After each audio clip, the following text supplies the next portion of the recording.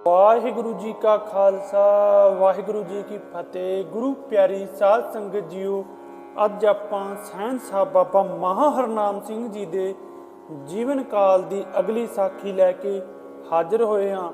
इंसान हर समय अपनी मत अनुसार हर काम करन लई तैयार रहिंदा है, इस करके कि बंदा परलोक वल्लों बेखबर ही रहिंदा है, गाफल ही रहिंदा है। गुर की मत तू लेहे इयाने, भगत बिना बै डूबे सियाने। सब कुछ सुन के वेख के इंसान महापुरखों की संगत विच आके कुछ प्राप्त नहीं कर सकता। ऐसे पुरुषों के बाबत सतगुरु ने बाणी विच फरमान किया है, माया मद माता ओछी बात मिलन ना जाई, परम धड़ा। हुण अपनी सुरत जोड़े बाबा जी के इतिहास नाल महाराज पटियाले के प्रसंग वालों आइए। एक दिन चंगे भागां वाला दिन आया। महाराजे नूं अपने जीवन दान देण वाले महापुरख गुरु बाक साधु रूप अपना तन धारिया। महापुरखां दे दर्शन करन वास्ते हुक्म लैके नाल वजीर किशन कोल होर भी एहलकार समेत राणी दलीप कौर दर्शन करन वास्ते टिले उपर पहुंच गए। नमस्कार करन उपरंत बैठ गए। मर्यादा पुरुषोत्तम हजूर ने सुख आनंद पुछी। उपरंत सिर्फ महाराणी दलीप कौर ने ही उचित ढंग नाल निमरता सहित बेनती की। महाराज भुपिंदर सिंह बाबा जी वालों एक टक लगातार चेहरे वल वेखदा रहा सी, जिमें पछाण करदा होवे। अंतरजामी बाबा जी ने संत श्री राम सिंह जी नूं संबोधन करके और जाई मंगा के बुक्कड़ मार के बचन किया, लै राजा हुण सियाण लै बई। परंत महाराज हथ जोड़ के दोबारा नमस्कार की। और कई प्रकार के बचन होए अते कितने समय बाद महाराजे ने बेनती की कि महाराज आपां इतनी समर्था दे मालक, आप इहो जिही थां उपर बैठे हो। बाबा जी ने बचन किया, राजा असां नूं अजे तक इसे तरह ही रहण दा हुक्म है। जे तू सेवा ही करनी है तां हीरा महल वर्गी कोठी बना दे। नाभे वाले महाराजा ने हीरा महल बनाया सी। उस समय उस उपर 14 लाख रुपए खर्च होया सी। ये गल आम तौर उत्ते मशहूर सी। इतना खर्चा करन दी मेरे विच समर्था नहीं। महाराज ने जवाब दे दिता अते चुप हो गया। उस वक्त ही महारानी दलीप कौर ने बेनती कर दी कि महाराज जे मैनू हुक्म होवे तां मैं अपने वित्त अनुसार सेवा कर सकती हाँ। इस तो बाद बाबा जी ने महारानी दलीप कौर नूं आग्ञा दे दी, बीबी जे तू विच अनुसार सेवा करदी है तां कर, सुध है। हुक्म हर हुक्म नूं पूरा करन लई संत मलूके वाले सेवा विच हाजिर सन। पिंड दे लोक संगी सेवक कानड़ियां विच दुध लैके हाजिर सन। हुक्म सी राजे नूं सणे मलाई दुध पिलाओ। टिले तो हेठां हुक्म मन के सेवक दुध लैके तैयार खड़े सन। श्री राम सिंह जी सारी जिम्मेवारी सेवक के तौर पर निभा रहे सी। वजीर किशन कोल अंदर अंदर जहर घुल रहा सी। चाहुंदे सी कदों राजा इत्थे उठे अते चलिए। महाराजा तो पहली बार दर्शन करके ही मस्त जिहा हो गया सी। पिछे जिक्र आ चुका है। वजीर कुछ होर सोचदा सी। जिथे सेवकां नूं सेवा करके खुशी हुंदी है, उत्थे निंदक चुगलखोर दा मन होर हुंदा है। वजीर किशन कोल ने एक मुखोलीए लिहाज विच आख्या, मुझको भी एक ऐसा नर पीर विभरची पिस्ती खर।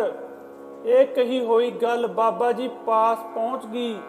उपरंत हजूर ने बचन किया, 3 बार साफ साफ साफ। इस वक्त बाबा जी के चेहरे उपर वीर रस वाला जलाल चमक रहा सी।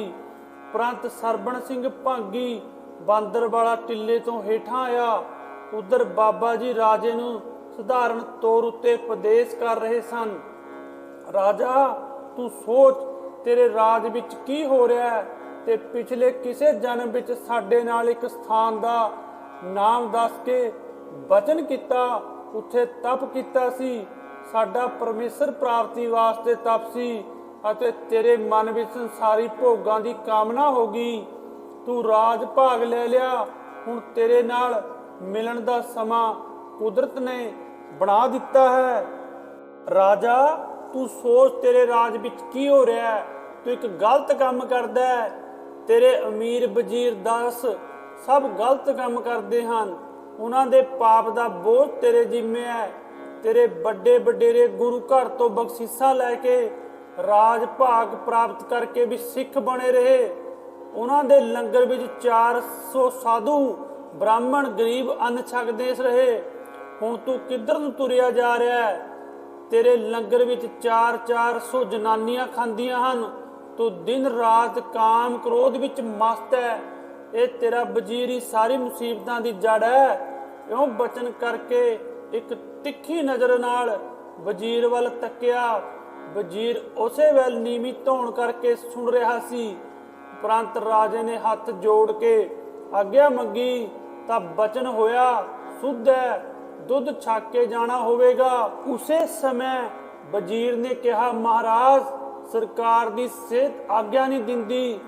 ਸੁਣ ਕੇ ਬਾਬਾ ਜੀ ਨੇ ਬਚਨ ਕੀਤਾ, ਨਹੀਂ, ਦੁੱਧ ਤਾਂ ਪੀਣਾ ਹੀ ਪਵੇਗਾ।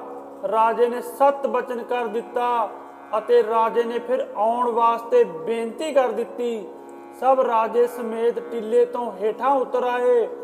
ਬਾਬਾ ਜੀ ਦੇ ਹੁਕਮ ਅਨੁਸਾਰ ਨੀਲਾ ਸਿੰਘ, ਸਰਬਣ ਸਿੰਘ ਭਾਂਗੀ ਬਾਂਦਰਵਾਲਾ ਅਤੇ ਹੋਰ ਬੇਅੰਤ ਸੰਗਤਾਂ, ਭਾਈ ਚੰਦਾ ਸਿੰਘ ਅਤੇ ਅਰਜਨ ਸਿੰਘ ਢੀਂਡਸਾ। ਇਸ ਮੌਕੇ ਦੇ ਨਾਲ ਮਿਲਦੀ ਇੱਕ ਗੱਲ ਹੋਰ ਹੈ ਜੋ ਲੇਖਕ ਦੇ ਪਿਤਾ ਜੀ ਤੋਂ ਸੁਣੀ ਹੈ। ਉਹਨਾਂ ਦੇ ਅਨੁਸਾਰ ਇਹ ਬਚਨ ਸ੍ਰੀ ਹਜੂਰ ਬਾਬਾ ਮਹਾਹਰਨਾਮ ਸਿੰਘ ਉਚਾਰਿਆ ਕਰਦੇ ਸਨ। ਇਸ ਵੇਲੇ ਅਚਾਨਕ ਹੀ ਮਹਾਰਾਣੀ ਦਲੀਪ ਕੌਰ ਬਾਬਾ ਜੀ ਦੇ ਚਰਨਾਂ ਵਿੱਚ ਪਹੁੰਚ ਕੇ ਸੰਖੇਪ ਜਿਹੇ ਤਰੀਕੇ ਨਾਲ ਘਰੋਗੀ ਦੁੱਖ ਸੁੱਖ ਦੇ ਸੰਬੰਧ ਵਿੱਚ ਬੇਨਤੀ ਕਰਕੇ ਰੋ ਪਈ। ਉੱਤਰ ਵਿੱਚ ਬਾਬਾ ਜੀ ਨੇ ਬਚਨ ਕੀਤਾ, ਬੀਬੀ ਤੂੰ ਵਾਹਿਗੁਰੂ ਦੀ ਰਜ਼ਾ ਵਿੱਚ ਰਾਜੀ ਰਹੋ, ਗੁਰੂ ਨਾਨਕ ਸਾਹਿਬ ਭਲੀ ਕਰਨਗੇ। ਟਿੱਲੇ ਸਾਹਿਬ ਤੋਂ ਹੇਠਾਂ ਆ ਕੇ ਸਭ ਤੋਂ ਪਹਿਲਾਂ ਗਲਾਸ ਵਿੱਚ ਪਾ ਕੇ ਦੁੱਧ ਮਹਾਰਾਜੇ ਨੂੰ ਦਿੱਤਾ। ਫਿਰ ਵਜ਼ੀਰ ਕਿਸ਼ਨ ਕੋਲ ਨੂੰ ਦੁੱਧ ਦੇਣ ਲੱਗੀ। ਉਸ ਨੇ ਠਹਿਰ ਕੇ ਦੁੱਧ ਪੀਣ ਬਾਰੇ ਕਹਿ ਕੇ ਇੱਕ ਪਾਸੇ ਨੂੰ ਹੋ ਗਿਆ। ਭਾਂਗੀ ਬਾਂਦਰ ਵਾਲੇ ਸਰਬਣ ਸਿੰਘ ਦੇ ਅਨੁਸਾਰ ਅਸੀਂ ਕਈ ਵਾਰ ਵਜ਼ੀਰ ਨੂੰ ਦੁੱਧ ਪੀਣ ਲਈ ਆਖਿਆ। ਵਜ਼ੀਰ ਹਰ ਵਾਰੀ ਕੋਈ ਨਾ ਕੋਈ ਬਹਾਨਾ ਕਰਕੇ ਟਾਲ ਦਿੰਦਾ ਰਿਹਾ।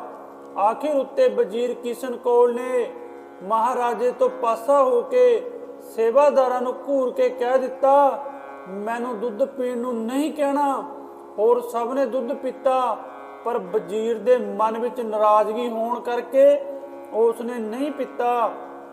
ਰਾਜੇ ਦੇ ਚਲੇ ਜਾਣ ਉਪਰੰਤ ਸਭ ਸੇਵਾਦਾਰ ਬਾਬਾ ਜੀ ਦੇ ਬੁਲਾ ਲਏ ਅਤੇ ਪੁੱਛਣ ਲੱਗੇ, ਬਾਈ ਕਿਸ ਕਿਸ ਨੇ ਦੁੱਧ ਛਕਿਆ?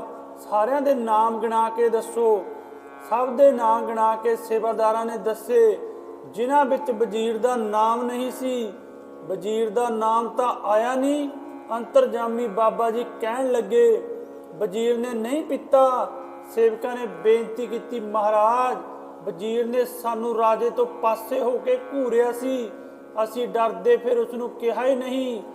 ਸੁਣ ਕੇ ਬਾਬਾ ਜੀ ਨੇ ਬਚਨ ਕੀਤਾ, ਅੱਛਾ ਵਜ਼ੀਰ ਤਾਂ ਐਵੇਂ ਹੀ ਗਿਆ।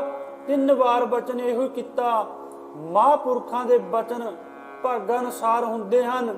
ਜਿਵੇਂ ਬਾਣੀ ਵਿੱਚ ਫਰਮਾਨ ਹੈ, ਜੇ ਵਹਿ ਕਰਮ ਕਮਾਮਦੇ ਤੇ ਵਹਿ ਫਲਤੇ, ਚੱਬੈ ਤੱਤਾ ਲੋਹਾ ਸਾਰ ਵਿੱਚ ਸੰਗੇ ਪਲਤੇ। ਪ੍ਰੰਤ ਸੇਵਕ ਸੇਵਾ ਕਰਦੇ ਰਹੇ। ਇਸ ਤੋਂ ਅਗਲਾ ਪ੍ਰਸੰਗ ਅੱਗੇ ਆਏਗਾ। ਵਜ਼ੀਰ ਤਾਂ ਐਵੇਂ ਹੀ ਗਿਆ ਵਾਲਾ ਬਚਨ। ਇਸ ਤੋਂ ਉਪਰੰਤ ਕਈ ਵਾਰ ਸੁੱਤੇ ਸਿੱਧੀ ਕਹਿੰਦੇ ਰਹਿੰਦੇ ਸਨ। ਇਹ ਬਚਨ ਕੁਝ ਨਾਨਕਸਰ ਸੰਗਤ ਦੇ ਪੁਰਾਣੇ ਸੰਗੀਆਂ ਪਾਸੋਂ ਸੁਣੇ, ਕੁਝ ਮਾਤਾ ਪਿਤਾ ਤੋਂ ਸੁਣੇ। ਇਹਦੀ ਸੇਵਾ ਪ੍ਰਵਾਨ ਕਰਨੀ। ਅਗਲੀ ਸਾਖੀ ਅਗਲੇ ਭਾਗ 'ਚ ਲੈ ਕੇ ਹਾਜ਼ਰ ਹੋਵਾਂਗੇ। ਵੀਡੀਓ ਨੂੰ ਲਾਈਕ ਕਰਨਾ ਤੇ ਚੈਨਲ ਨੂੰ ਸਬਸਕ੍ਰਾਈਬ ਕਰਨਾ। ਵਾਹਿਗੁਰੂ ਜੀ ਕਾ ਖਾਲਸਾ, ਵਾਹਿਗੁਰੂ ਜੀ ਕੀ ਫਤਿਹ।